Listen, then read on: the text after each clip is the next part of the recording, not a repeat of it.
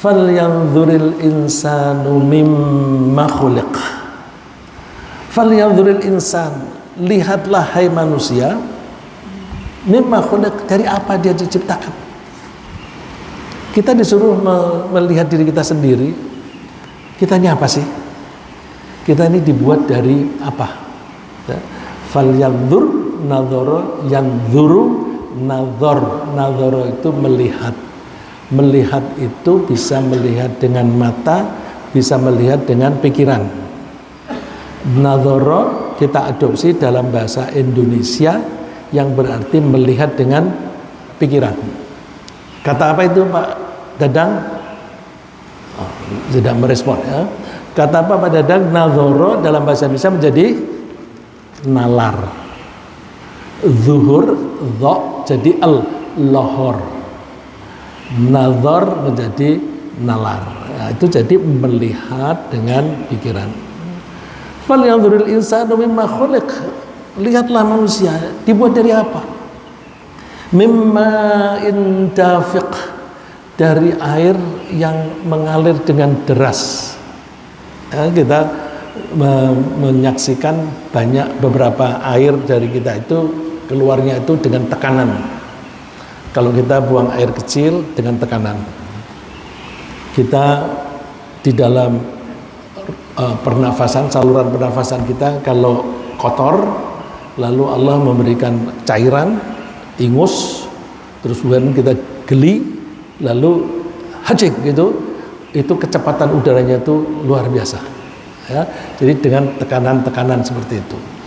Nah, air yang menjadi muasal manusia itu juga begitu, dafiq, mengalirnya dengan deras. Yakhruju min bainis sulbi wat taraib, yang keluar dari antara tulang sulbi dan tulang dada.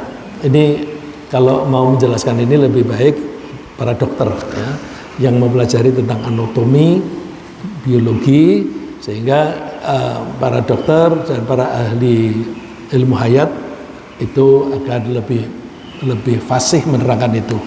Saya kira saya tidak perlu menjelaskan detailnya karena itu teknis scientific ya. Nah, kita disuruh melihat tentang kejadian kita. Kita ini terbuat dari air yang kita sendiri memegangnya jijik. Coba kalau ada air yang dimaksud oleh Allah ini, terus kemudian ada basah di celana kita kan maunya cepat cuci, ya, cuci cepat. Kenapa? Jijik. Padahal itu keluar dari badan kita sendiri. Ya serupalah kita keluar ingus, kita juga jijik keluar dari diri kita sendiri. Terus kemudian apa yang keluar dari badan kita itu menjijikkan. Jadi sebenarnya di badan kita ini banyak komponen-komponen atau barang-barang yang menjijikkan. Tapi begitu kok sombong, jangan sombong deh. Kamu tuh terbuat dari alam nakhluqkum mimma immahin. Bukankah kami telah menciptakan kalian itu dari air yang hina? Nah, hina itu di mata kita, ya, di mata kita kepengennya cepat-cepat bersihin, dicuci. Faj'alnahu fi qararim makin. Lalu air itu disimpan oleh Allah di tempat yang kokoh di dalam rahim, kemudian dilindungi, ya, dilindungi apa itu namanya, terus nempel di dalam pada dinding rahim, kokoh, disimpan di situ sampai waktu yang ditentukan oleh Allah, ila qadarim ma'lum, sampai kadar waktu. Qadar itu ukuran.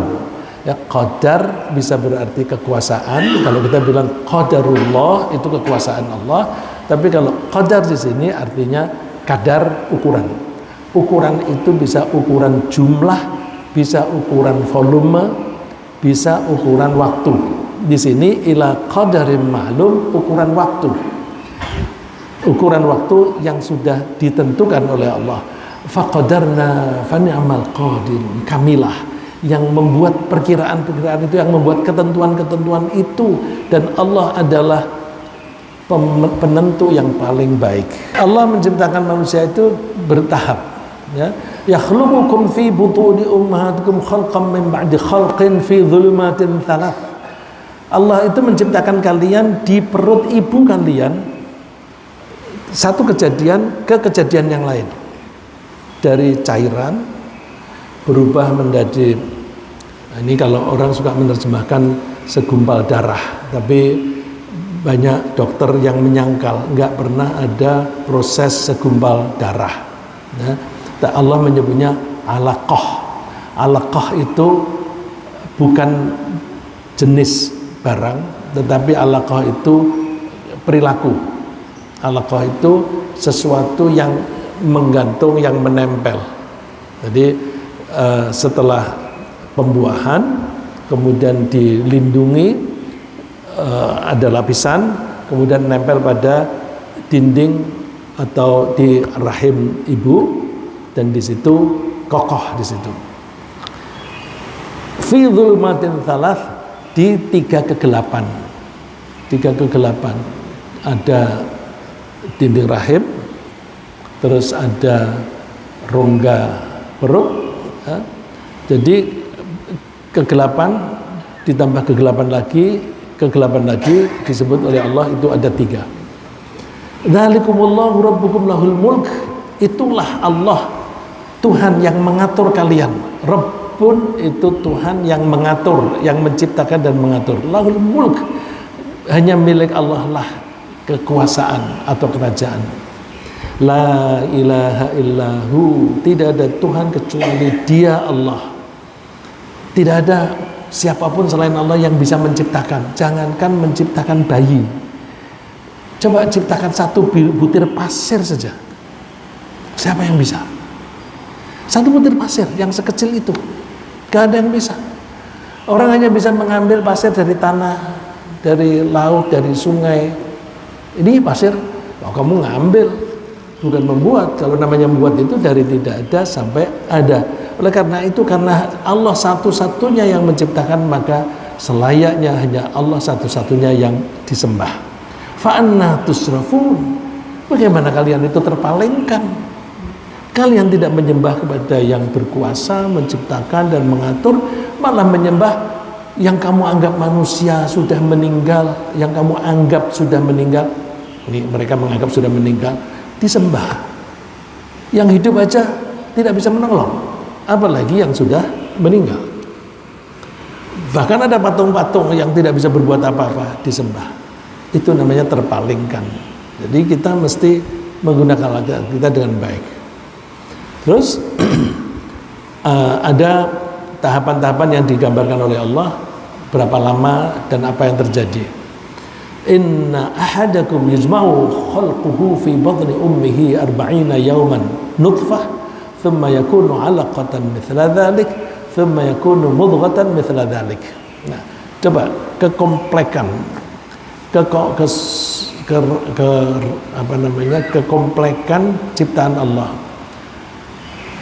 Yang asalnya cairan menjadi gumpalan, kemudian ada tulang-tulangnya di situ, kemudian lahir. Nah, prosesnya itu selama 40 hari berupa nutfah, nanti 40 hari berupa alaqah. Alaqah itu benda yang nempel tadi. Tsumma yakunu mudghah mithla dzalik, berupa mudghah segumpal daging 40 hari. Setelah itu kemudian Allah mengutus malaikat untuk meniupkan roh, untuk memasukkan roh pada bayi tadi. Terus setelah ditiupkan roh, sambil ditiupkan roh, sambil ditentukan nasibnya. Nasib termasuk rezekinya seberapa banyak, umurnya seberapa lama, dan apakah dia termasuk orang yang beruntung atau celaka. Itu semua sudah ditentukan. Sebenarnya ketentuan ini sudah jauh-jauh sudah ditentukan di lauh mahfuz. Jadi apapun yang akan kita alami, nasib kita dan sebagainya, itu semua sudah tercantum di lauh mahfuz. Kalau dikatakan kemudian malaikat meniupkan dan menentukan ini, itu hanya secara teknis. Anak malaikat itu dikasih, nih nasibmu, nih rezekimu. Cuma kadang-kadang Orang itu sudah mempunyai jatah rezeki masih gelisah, aku besok makan apa, aku besok makan apa. Bahkan kegelisahan itu ada yang bisa mendorong orang yang tidak berpegang pada peraturan Allah, lalu buru-buru mencuri, korupsi supaya cepat-cepat mendapatkan uang yang banyak. Nah, karena buru-buru ya seringkali mereka itu umurnya tidak panjang ya. Karena memang orang-orang itu memang suka buru-buru. Nah, nasib itu bukan hanya di dunia saja, tetapi juga sampai di akhirat. Kalau seseorang sudah ditentukan nasibnya masuk surga, seandainya pun orang itu berbuat jahat, melakukan pelanggaran-pelanggaran seumur hidup, kemudian ketika menjelang mati, dia itu sadar, taubat, berbaca syahadat dan sebagainya, dia jatahnya masuk surga. Ini yang diumpamakan oleh Rasulullah. Orang itu sudah berperilaku, sudah berlaku kejahatan, tapi nasib yang sudah ditentukan oleh Allah itulah yang akan berlaku. Dia karena dia sadar, taubat dan sebagainya, kemudian dia masuk surga. Sebaliknya, ada orang yang banyak berbuat baik, tapi kemudian kalau sudah ditentukan dia penduduk neraka, nanti dia terakhir dia berbuat sesuatu yang layak masuk neraka. Nah, kita kan tidak tahu. Karena kita tidak tahu, kita jaga diri kita. Pokoknya kita usahakan waktu-waktu kapanpun kita jangan melakukan perbuatan dosa. Siapa tahu di tengah-tengah kita berbuat dosa lalu kita mati. Ya. Ada orang yang lagi dansa-dansi begitu terus jatuh mati. Kita tidak ingin ketika dia joget-joget begitu, dia tidak tahu bakal mati. Allah, nanti saya mau sholat malam, saya mau tobat, bisa begitu. Tapi ternyata mati. Ya, jadi kita hati-hati, dan seringkali kita membaca berita bahwa seseorang meninggal dunia di kamar hotel dengan wanita yang bukan istrinya. Nah, itu kita seringkali mendengar itu. Nah, itu kan sayang. Oleh karena itu, waktu ini kita manfaatkan sebaik-baiknya, jangan sampai kita melakukan pelanggaran. Kemudian perilaku manusia setelah diciptakan dengan proses yang semacam itu, boleh dibilang kurang ajar gitu. Kenapa? Awalam yaral insanu anna khalaqnahu min nutfatin fa idza huwa khasimun mubin. Dia itu dibuat dari air yang hina, tapi setelah jadi manusia dia suka bantah-bantah. Khasim. Jadi khasim itu sigatnya mubalaghah, artinya sangat suka membantah. Mubin yang nyata. Hati-hati. Orang yang suka membantah-bantah itu seringkali motivasinya ingin menonjol, ingin diakui, aku pinter. Supaya diakui pinter, itu lalu mengemukakan, misalnya untuk kita yang beragama Islam yang suka ngaji, kemukakan dalil-dalil yang mengalahkan dalilnya orang yang dibantah. Atau kalau dia tidak bisa mengeluarkan dalil, dia ngata-ngatain, goblok itu, dia sekolahnya di Arab tapi nggak ngerti bahasa Arab. Wah, itu kan menjelek-jelekan orang, dan menjatuhkan orang dengan menganggap bodoh. Nah, ini kita dilarang oleh Allah dan Rasulnya agar kita jangan suka berbantah-bantahan. Berbantah-bantahan beda dengan konsultasi, beda dengan diskusi. Ya. Berbantah-bantahan itu hanya ingin menonjolkan diri. Rasulullah menjanjikan kalau orang mau menghindari berbantah-bantahan, dia akan masuk surga. Misalnya, ana za'imun bi baitin fi rabadil jannah liman tarakal mira'a wa in kana muhiqqan. Aku menjamin seseorang akan tinggal di suatu rumah di pinggiran surga kalau dia mau meninggalkan atau mau menghindari berbantah-bantahan meskipun dia benar. Meskipun dia benar. Kok bisa? Dia benar. Dia kemukakan dalil. Wah, alim. Salahnya di mana? Sombong. Sombong itu menyebabkan seseorang tidak mungkin masuk surga. Ya. Meskipun dia benar. Dan Rasulullah menjamin wa bi baitin fi wasatil jannah liman tarakal kadhiba wa in kana maziha. Dan aku menjamin seseorang akan tinggal di suatu rumah di tengah surga. Berarti yang paling nyaman kalau dia mau meninggalkan bohong meskipun bercanda. Hati-hati, kita suka bercanda dengan cara bohong ya. Nah, ini ada yang suka begitu saya ngomong begini ada tertawa begini ya. Jadi kita hindarilah liman tarakal kadhiba wa in kana mazihan, meninggalkan kebohongan meskipun hanya bercanda. Karena kebohongan itu kalau kita sudah bohong sekali, kita akan menjadi ringan berbohong. Nah, bohong itu indikasi kemunafikan. Munafik itu tempatnya neraka. Nah, yang lebih tinggi lagi, wa bi baitin fi a'dal jannati liman hassana khuluqah. Dan saya menjamin seseorang akan tinggal di rumah di surga yang paling tinggi bagi orang yang akhlaknya baik. Mudah-mudahan kita saat makin hari makin baik akhlak kita. Kemudian boleh nggak kita berdebat? Kita berdebat hanya boleh kalau terpaksa.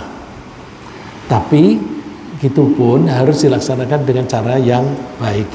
Kalau terpaksa misalnya kita melihat orang itu mengajak-ngajak kepada keburukan, kemudian kita berargumentasi ya. Berargumentasi, oh nggak begitu, mesti begini. Nah, kalau kita mau memberi penjelasan mesti dengan cara yang baik. Nah, apalagi kalau bantah-bantahan itu memang kebetulan diminta. Nah, diminta itu misalnya dia bertanya, ada orang bertanya tentang Tuhan, kemudian kita jelaskan. Nah, ketika kita jelaskan, dia karena punya pola pikir yang berbeda, dia suka bantah. Tapi kalau orang itu memang maunya itu mendapatkan pengetahuan, meskipun dia bantah, nanti di belakang dia akan merenungkan itu. Ya. Jadi saya suka mendengar dua orang mahasiswa yang sama-sama ngekos, kemudian yang satu muslim, yang satu non muslim, itu mereka suka berbantah-bantahan karena memang berbantah-bantahnya mencari kebenaran. Nah, yang muslim ini berbantahnya dengan cara yang baik. Yang non muslim ini membantah dengan keras. Tapi dia mengakui bahwa setelah saya berdebat, saya memang membantah, tapi kemudian saya sebelum tidur saya mesti merenung. Oh, benar juga dia ya. Benar juga dia ya. Itu bantah-bantahan begitu. Akhirnya dia masuk Islam. Setelah dia masuk Islam, dia menyadari bahwa ternyata jalan yang aku lewati dari rumah sampai ke tempat kerjaku itu ada banyak masjid. Selama ini saya tidak menyadari bahwa di situ banyak masjid karena tidak peduli dengan Islam. Ya. Jadi kalau kita itu memang merasa keadaan itu menuntut kita membantah, sebenarnya berargumentasi ya, tapi niatnya itu bukan untuk kesombongan, maka silahkan tapi dengan cara yang baik. Ud'u ila sabili rabbika bil hikmati wal mau'izatil hasanah. Ajak-ajaklah orang untuk mengikuti jalan Tuhanmu, tapi dengan bijaksana, bil hikmah, dan wal mau'izatil hasanah, dengan nasihat yang baik. Wajadilhum billati hi ahsan. Bantahlah mereka dengan cara yang paling baik. Ya, cara yang paling baik yang kita bisa.